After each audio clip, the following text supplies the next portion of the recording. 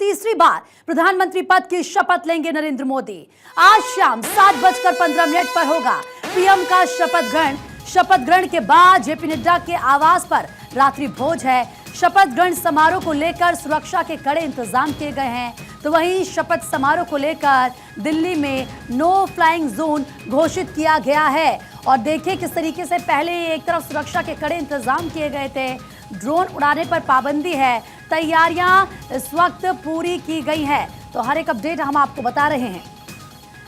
उदय महूरकर इस वक्त वरिष्ठ पत्रकार हमारे साथ जुड़े हुए हैं। सर बहुत बहुत स्वागत है आपका भारत 24 पर लगातार, क्योंकि आज सबकी नजरें टिकी रहेंगी प्रधानमंत्री के शपथ ग्रहण समारोह पर और समय भी ज्यादा नहीं रह गया है, कुछ घंटों का और इंतजार। लेकिन सर सबसे पहले मैं आपसे ये समझना चाहूंगी, एक तरफ इस समारोह में आप देखें बड़े बड़े जो अतिथि हैं, वीवीआईपी गेस्ट है उनको बुलाया गया है, जो पड़ोसी देशों के राष्ट्रीय अध्यक्ष है उनको बुलाया गया है, लेकिन साथ ही जो श्रमिक है, मजदूर है, एक गरीब है, उसको भी बुलाया गया है। आप इसे कैसे देखते हैं, क्या संदेश देने की कोशिश यहाँ से? देखिए, मैंने पहले के दोनों समारोह में मैं शामिल था, तो जो उनका प्रयास रहता है कि भाई हर वर्ग से लोग आए, वो प्रयास इसमें भी दिख रहा है। शायद थोड़ा ज़्यादा दिख रहा है क्योंकि इस बार परिस्थिति थोड़ी अलग है। जनता का समर्थन जो मिलना चाहिए था उससे कम मिला है बीजेपी को। तो प्रयास ये है कि एक मैसेज जनता में जाए कि ये कॉमन मैन की सरकार है। पहले भी कॉमन मैन की सरकार थी, लेकिन एक ज़्यादा प्रयास हो रहा है ये दिखाने का कि भाई हर एक वर्ग से व्यक्ति आए। तो जो पहले का प्रयास था उससे ज़्यादा कोई अलग नहीं है ये जी, क्योंकि पहले भी ये तस्वीर सामने आई है और हमने कई बार देखा, जैसे कि आपने जिक्र किया हो, जब प्रधानमंत्री नरेंद्र मोदी ने श्रमिकों के पैर धोए हैं या फिर किस तरीके से उन पर फूलों की बरसात की जाती है, ये बताने के लिए कि हम आपके बारे में सोचते हैं, हम आप में से ही और हम सब मिलकर देश को आगे बढ़ाएंगे। लेकिन साथ ही साथ उदय सर, मैं एक और चीज़ को समझना चाहूँगी, क्योंकि आज जब हम प्रधानमंत्री नरेंद्र मोदी को देखेंगे तीसरी बार शपथ लेते हुए, 1962 के बाद ऐसा होगा पहली बार। उस वक्त पंडित जवाहरलाल नेहरू थे जिन्होंने 3 बार पीएम रहे और अब प्रधानमंत्री नरेंद्र मोदी।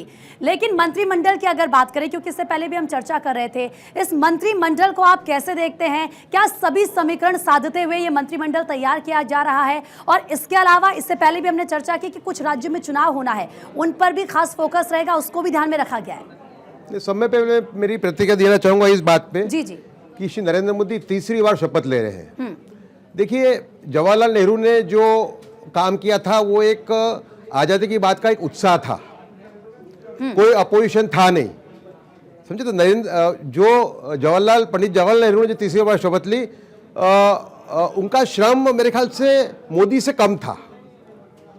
मोदी के टाइम पे एक फुल फ्लेज अपोजिशन है, वो अपोजिशन से जूझ के तीसरी बार बन रहे हैं। दूसरा कि उनका जो परफॉर्मेंस का कार्ड है, जहाँ तक सवाल है राज्य शासन का, वो तो मेरे ख्याल से भारत का जो इतिहास है 70-75 साल का, सब में अच्छा गवर्नेंस का उन्होंने एक प्रदर्शन किया है। हर सेक्टर में भारत की प्रगति हुई है, वो एविएशन हो, रेलवे हो, फॉरेन पॉलिसी हो, डिफेंस हो, मेक इन इंडिया हो, जनधन हो, डिजिटल आपका डायरेक्ट बेनिफिट ट्रांसफर हो। तो कोई ऐसा क्षेत्र नहीं है जहां भारत ने अनेक गुना प्रगति न की हो। तो ये एक अलग टाइप का वातावरण है, उसको नेहरू जी वाले उससे कंपेयर करना वो ठीक नहीं हुआ, क्योंकि परिश्रम का जो जहां तक सवाल है, श्री नरेंद्र मोदी ने परिश्रम बहुत ज्यादा किया हुआ है। एक दूसरा कि देखिए, श्री नरेंद्र मोदी एक एडमिनिस्ट्रेटर अच्छे हैं, एक विचारक है अच्छे, और अच्छे ऑर्गेनाइजर हैं। तो इन तीनों चीजों का इसमें एक जो पूरा एक फ्लेवर दिख रहा है इन सब चीज़ों का। जैसे आपने कहा कि भाई जहाँ इलेक्शन आने वाले हैं, जिन स्टेटों में, उनका भी ख्याल रखना चाहिए। जो लोग अच्छा परफॉर्मेंस करे थे पिछली बार, उनका भी ख्याल रखना पड़ेगा। तीसरा कि जो हमारी पार्टी में ऐसे लोग हैं कि जो लोग काम कर रहे थे अच्छा, जिनको मौका नहीं मिला, उनको भी मौका देने का प्रयास किया गया। तो ये मेरे हिसाब से बड़ा ही एक पर्याप्त एक मिनिस्ट्री उन्होंने बनाने का प्रयास किया है। तो ठीक है, आप कह रहे हैं कि हम दोनों के काम को कंपेयर नहीं कर सकते। उन्होंने अपने वक्त में बहुत सारी ऐसी चीज़ थी जिन्हें विकास दिया, गति दी, और प्रधानमंत्री नरेंद्र मोदी की अगर बात करते हैं, काफ़ी ज़्यादा मेहनत इनकी तरफ से की जा रही है, क्योंकि हमारे सहयोगी। मैं ये नहीं कहूँगा कि नेहरू जी का काम नहीं था, नेहरू जी ने भी इंस्टीट्यूशन बिल्डिंग का बड़ा काम किया, ठीक है। लेकिन आप सोचे कि आज़ादी के बाद के 15 साल थे, ये हमारी पूरी डेमोक्रेसी मैच्योर हो चुकी है, एक स्ट्रांग अपोजिशन है, वो समय में जीत के आ रहे हैं, वो तीसरी बार प्राइम मिनिस्टर बन रहे हैं, तो बहुत बड़ा ये वाक्य है। बिल्कुल ठीक है सर। अक्षय भी हमारे सहयोगी इस वक्त ग्राउंड जीरो से हमारे साथ जुड़ चुके हैं, उनकी भी हम रुख करेंगे, अक्षय के पास भी जाएंगे। लेकिन उदय सर, आप ही के पास फिर से आते हुए, क्योंकि अगर देखिए हम बात यहाँ पर प्रधानमंत्री की कर रहे हैं तीसरी बार, क्योंकि वो शपथ लेंगे आज, जाहिर सी बात है उन तस्वीरों पर ना सिर्फ हिंदुस्तान की बल्कि पूरे विश्व की नजरें रहेंगी। लेकिन साथ ही साथ अगर सर हम ये बात करें, क्योंकि जैसे कि आप पहले भी कह रहे थे कि प्रधानमंत्री का पूरा फोकस काम को लेकर है, और जब आज चाय पर चर्चा की गई, सुबह की जो तस्वीर सामने आई उसमें साफ तौर पर यह निर्देश दिया गया है कि काम ही करना है। बाकी अगर सहयोगी दलों की बात करते हैं तो 12 ऐसे चेहरे हैं जिन्हें मंत्री बनाया जा रहा है, इस मंत्रिमंडल में जगह दी जा रही है। तो ये साफ तौर पर क्या सर यहां से ये भी मैसेज देने की कोशिश की जा रही है कि जो पहले बातें कही जा रही थी कि एक यहां पर प्रेशर होगा, दबाव होगा, ऐसा कुछ भी नहीं है, काम वैसे ही होगा जैसे पहली एनडीए 1.0 में हुआ, एनडीए 2.0 में हुआ, वैसे इस बार भी काम किया जाएगा। कोई दबाव नहीं है, कोई प्रेशर नहीं है, काम करने का तरीका वैसे ही रहेगा। ये एक उनका एक इस टाइप की इंप्रेशन देने का प्रयास है। लेकिन देखिए, मिली जी सरकार के कुछ प्रेशर्स होते हैं, जैसे कि यूनिफॉर्म सिविल कोड है, तो मैं मानता हूं कि उनका माइंड जानता हूं, उससे मैं कह सकता हूं कि वो उनको समझाने का प्रयत्न करेंगे। अगर वो नहीं मानते सहयोगी दल तो उसको बाजू में रख देंगे। तो लेकिन जहां तक ऐसे एक कॉमन गवर्नेंस का सवाल है तो उसमें कोई फर्क नहीं पड़ेगा, ऐसा मेरा मानना है। जी, कोई फर्क नहीं पड़ेगा, उसी रफ्तार से चलेगा काम। बिल्कुल। अच्छा, उसी रफ्तार से, उसी गति से काम चलेगा। और कोई प्रेशर में भी नहीं आए, वो स्पष्ट दिखता है कि उनका एक, देखिए 10 साल में उनका एक कद बन चुका है। नीतीश कुमार और श्री चंद्रबाबू नायडू जब पहले डील करते थे वो एक अलग काल था। अब 10 साल में उनका एक पूरा उनका एक छवि बन के आई है, एक विश्व नेता के रूप में आई है। उनका आर्थिक नीतियों का एक बहुत अच्छा रिकॉर्ड है, उनका डेवलपमेंट का रिकॉर्ड अच्छा है पूरा। तो एक उनका व्यक्तित्व अलग है। तो जो प्रेशर हम मानते थे वो प्रेशर वैसे ही बनना नहीं था मेरे हिसाब से, उनका कद देखते हुए। ठीक है, यानी कि काम वैसे होगा लेकिन प्रेशर कोई नहीं रहेगा, जैसे कि पहले कहा जा रहा था जब तक हम तस्वीरें देख रहे थे कि मंत्रिमंडल को लेकर कुछ क्लियर नहीं हुई। क्यों कम आई बीजेपी की, उसका आत्मनिरीक्षण बीजेपी को करना पड़ेगा। ठीक है सर, मैं आपके पास लौटूंगी क्योंकि अक्षय लगातार हमारे सहयोगी बने हुए हमारे साथ। अक्षय, जब हम बात मंत्रिमंडल की करते हैं, और देखिए ये जो मंत्रिमंडल है बेहद खास रहने वाला है, कुछ ऐसे चेहरे हैं जिनको फिर से जगह दी गई है, कुछ नए चेहरे हैं, काम उसी जोश के साथ कर रहा है। लेकिन अगर बात की जाए कि कौन से वो मेन फैक्टर रहेंगे, या यूं कह लीजिए कि वो कौन से पहले काम रहेंगे जिन पर सबसे ज़्यादा फोकस रहेगा एनडीए 3.0 की, जो जनता के हितों से जुड़े हुए हैं, तो क्या लगता है वो कौन से काम होंगे? देखिए, सबसे बड़ी बात ये रही है कि मोदी सरकार के शपथ ग्रहण के समारोह के साथ ही ये माना जा रहा है कि अपना मंत्रिमंडल कार्यभार ग्रहण करना शुरू कर देगा और उसके बाद कार्य करना भी शुरू कर देगा। ये माना जा रहा है कि जो सबसे बड़ी जो स्कीम चलाई जा रही है कि 5 किलो अनाज सबको देने का है, उसमें भी तेज़ी आएगी। जिस तरह से ये कहा गया कि किसानों को बेहतर करना है, ये माना जा रहा है कि जल्द ही उस पर भी फैसला किया जा सकता है कि किस तरह से किसानों को, क्योंकि कई जगहों पर ये खबरें आई हैं कि पानी की दिक्कतें सामने आ रही हैं, तो किसानों को किस तरह से सुविधा दी जा सकती है उस पर फोकस हो सकता है। और इंफ्रास्ट्रक्चर के बारे में साफ तौर पर कहा जा रहा है कि वहाँ पर मजबूती लाने का काम जल्दी शुरू किया जाएगा। देखना दिलचस्प ये होगा कि किस तरह से मंत्रिमंडल में जो पोर्टफोलियो हैं वो मिलते हैं, क्योंकि खबर आ रही है कि जो कैबिनेट सेक्रेटरी हैं राजीव गौबा, उनकी तरफ से लेटर जारी कर दिए गए हैं जिसको अपॉइंटमेंट करना है, और जो एमओएस होंगे या कैबिनेट होंगे उनको लेटर पहुंच चुका है कि आपको एमओएस के रूप में मंत्री परिषद में शामिल किया जा रहा है या कैबिनेट मंत्री के रूप में शामिल किया जा रहा है। अधिकतर लोगों को लेटर जारी किया जा चुका है, उनके पास पहुंचाया जा चुका है। दूसरी खबर आ रही है कि रेलवे में बदलाव देखने को मिल सकता है। रेलवे मिनिस्ट्री में वहाँ ये खबर आ रही है कि जेडीयू को रेल मिनिस्ट्री मिल सकती है, जो कि बड़ी खबर है। लल्लन सिंह हो सकता है कि अगले रेल मंत्री हो। देखना दिलचस्प होगा कि जो बीजेपी ने शुरू की थी वंदे भारत एक्सप्रेस और अमृत वंदे भारत, ये तमाम जो ट्रेनें स्टार्ट की थी, रेलवे इंफ्रास्ट्रक्चर को जिस तरह से डेवलप किया गया था अश्विनी वैष्णव के नेतृत्व में, अश्विनी वैष्णव को क्या मंत्रिमंडल में दिया जाता है, हो सकता है कि उनको कैबिनेट में जो टेली कम्युनिकेशन रहा है उनको कैबिनेट मंत्री वहाँ पर बनाया जाए, और रेल मंत्रालय हो सकता है कि जो सूचनाएं मिल रही हैं कि जेडीयू को मिल सकती है, तो वहाँ पर मोदी सरकार द्वारा जो किए जा रहे कामों को किस तरह से ललन सिंह बढ़ाएंगे, ये देखना दिलचस्प होगा। हालांकि अब हमें इंतजार करना होगा 7:15 बजे का, जब पिक्चर बिल्कुल तब क्लियर हो पाएगी, जैसे कि अक्षय आपने बताया। और सबसे बड़ी बात, अगर रेल मंत्रालय दिया जाता है तो जाहिर सी बात है रेल मंत्रालय से सबसे ज्यादा राजस्व आता है हिंदुस्तान में, और ऐसे में ये सबसे बड़ा, या ये कह लीजिए कि बहुत बड़ा मंत्रालय है। फिलहाल अक्षय आप हमारे साथ बने रहिए, आगे भी मैं आपसे पल पल का अपडेट लेती रहूंगी क्योंकि ज्यादा समय नहीं बचा है जब प्रधानमंत्री शपथ लेंगे।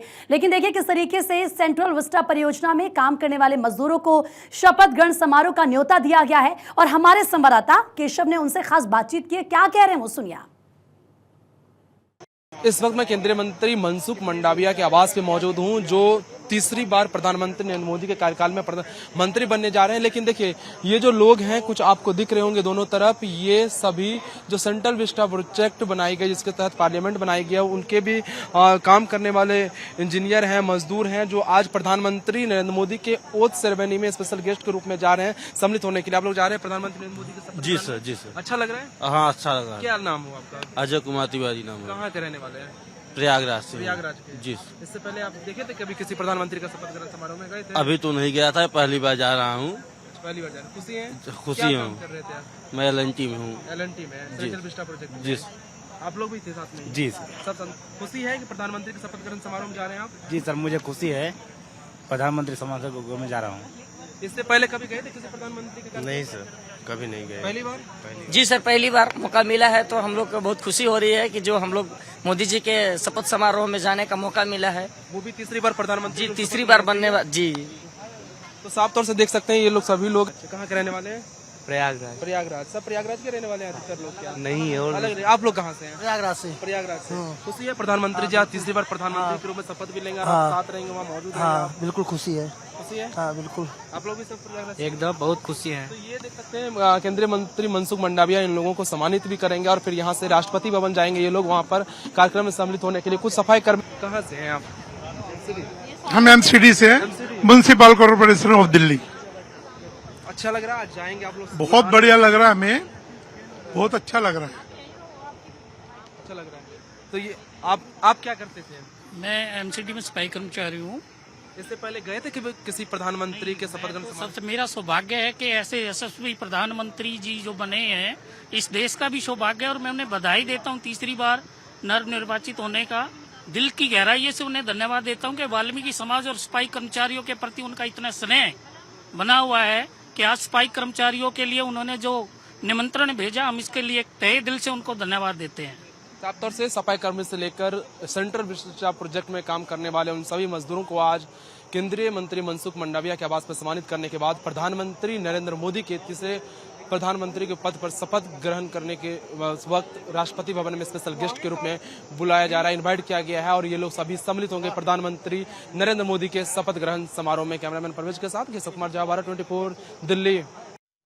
तो केशव की रिपोर्ट तो आपने देखी है, और इसी के साथ ये मैसेज देने की कोशिश की जाएगी कि सबका साथ सबका विकास, सभी वर्गों को साथ लेकर ये सरकार आगे चलेगी। तो वहीं देखिए सहयोगी दलों के 12 सांसद मंत्री बनेंगे, ये जानकारी मिल रही है टीडीपी से। राम मोहन नायडू, इसके अलावा पेमा सानी भी मंत्री बनेंगे। जेडीयू की बात करें तो जेडीयू से ललन सिंह, रामनाथ ठाकुर मंत्री बनेंगे। इसके अलावा आरएलडी से जयंत चौधरी, तो वहीं एलजेपी रामविलास से चिराग पासवान मंत्री बनेंगे। आरपीआई से रामदास अठावले, तो वहीं हम से जीतन राम मांझी मंत्री बनेंगे। अपना दल एस से अनुप्रिया पटेल मंत्री बनेंगी।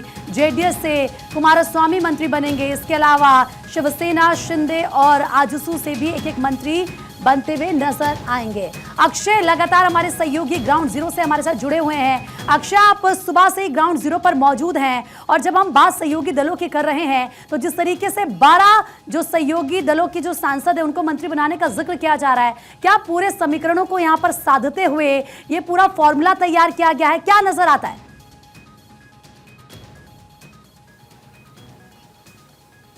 देखिए, निश्चित रूप से पूरा फार्मूला तय बैठ करके किया गया। जेपी नड्डा, अमित शाह, प्रधानमंत्री नरेंद्र मोदी के साथ मैराथन बैठक, और उसमें ये तय किया गया कि किस तरह से सहयोगियों को संतुष्ट करना है। पहले सहयोगियों के साथ चर्चा हुई, जिस तरह से टीडीपी प्रमुख चंद्रबाबू नायडू और नीतीश कुमार से अलग अलग चर्चा की गई। जेपी नड्डा, अमित शाह, राजनाथ सिंह पहले बैठक में शामिल रहे, और जिस तरह से लगातार सहयोगियों को बुला करके चर्चा की गई, उनको एक कॉन्फिडेंस में लिया गया कि इस सरकार में किसी के साथ भेदभाव नहीं किया जाएगा। उचित जो भी बेहतर हो सकता है वो मंत्रिमंडल में सहयोगियों के रखा जाएगा, और यही वजह रही है कि एक सांसद भी है उसको भी यहाँ मंत्रिमंडल में जगह दी गई है। अनुप्रिया पटेल उसका एग्जाम्पल है। हम के जो जीतन राम मांझी हैं वो बेहतर एग्जाम्पल है। जयंत चौधरी के पास 2 सांसद हैं, फिर भी उनको मंत्रिमंडल में शामिल किया जा रहा है। निश्चित रूप से ये जरूर कह सकते हैं कि शिवसेना जो शिंदे ग्रुप है उसके साथ सांसद ज़्यादा है, लेकिन इसके बावजूद उनको एक मंत्री पद दिया जा रहा है, जो प्रताप राव जाधव।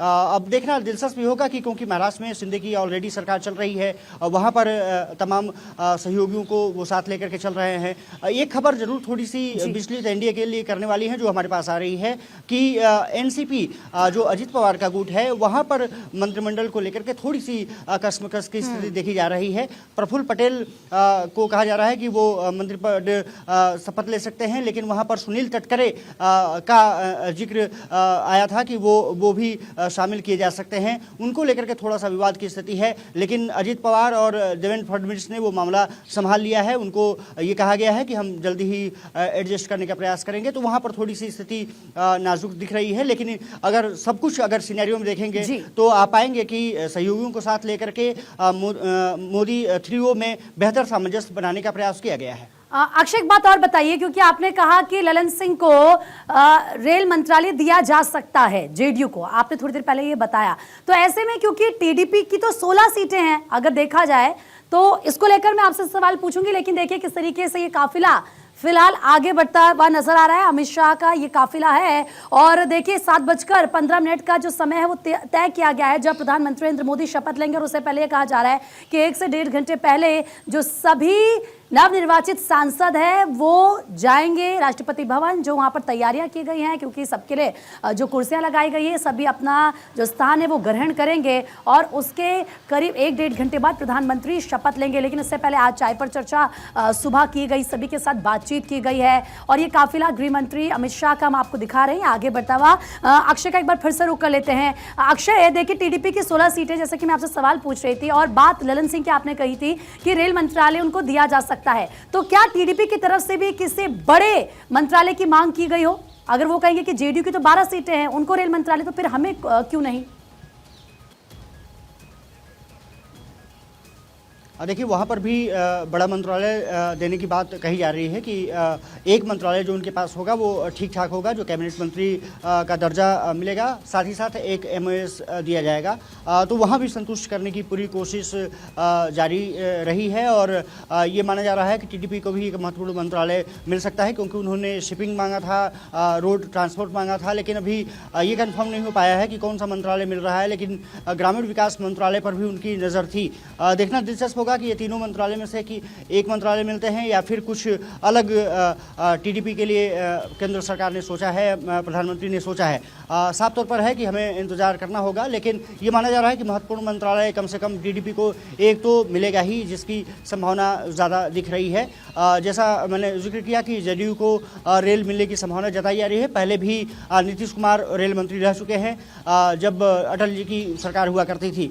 कह सकते हैं कि अब सहयोगियों के साथ जब चर्चा करने के बाद पूरा मंत्रिमंडल का खाका तैयार कर लिया गया, उसका लिस्ट बना ली गई, राष्ट्रपति को भेज दिया गया। अब कुछ देर बाद ही सभी सांसद जो हैं राष्ट्रपति भवन की तरफ कुछ करना शुरू कर देंगे, और ये माना जा रहा है कि 6 बजे तक सभी सिटिंग हो जाएगी, क्योंकि ये खबर आ रही है कि लगभग 10 से 11 हज़ार लोग, 11 हज़ार के आसपास लोग मोदी सरकार 3 में शपथ ग्रहण समारोह का हिस्सा बन सकते हैं। वो वहाँ पर दर्शक बन सकते हैं। तो एक बड़ा आंकड़ा है, उसके लिए तमाम इंतजाम भी यहाँ पर किए गए हैं, चाहे सुरक्षा के हों या ट्रैफिक के इंतजाम हों। लगातार जो विजय चौक और आसपास का इलाका है वो लगातार निगरानी में रखा जा रहा है। प्रधानमंत्री नरेंद्र मोदी के बारे में कहा जा रहा है कि 7 बजे उनका काफिला उनके निवास से 7 लोक कल्याण मार्ग से निकलेगा और राष्ट्रपति भवन 7:05 पर पहुंच जाएंगे। 7:15 पर वो शपथ लेंगे। तो ये खबरें आ रही हैं।